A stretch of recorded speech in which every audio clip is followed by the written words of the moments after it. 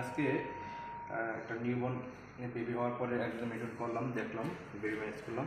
আমি একটা রিফ্লেক্স দেখাবো, সেটা বাচ্চার হচ্ছে গ্রাস্পিং রিফ্লেক্স। অনেকেই এটাকে বলে যে বাচ্চাকে হাতে টাকা দিলে টাকা ধরে নিচ্ছে, হাত ধরতে খুব খুশি হয়, কিন্তু এটা আসলে বাচ্চার একটা নর্মাল একটা সুস্থ বাচ্চার রিফ্লেক্স, এটাকে বলা হয় গ্রাস্পিং রিফ্লেক্স।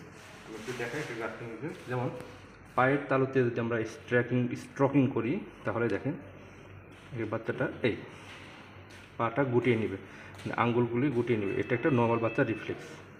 ঠিক সেম যদি আমি এই পাটাতে করি, দেখেন প্রথমে থাকবে এইভাবে নিয়ে আমি এভাবে ধরি, এই একদম গ্রাস করে ফেলছে, তার মানে এটা একটা বাচ্চার নর্মাল রিফ্লেক্স।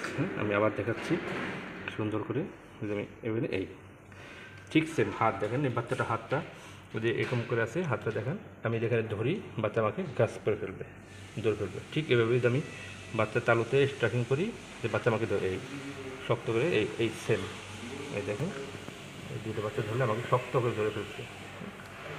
বাচ্চার গ্রাস্পিং রিফ্লেক্স বলা হয়। একটা সুস্থ বাচ্চা হাতের মধ্যে বা পায়ের তালুতে রাখলেই এই বাচ্চা সেটাকে গ্রাস্প করে ফেলবে, মানে মুঠি করে ফেলবে।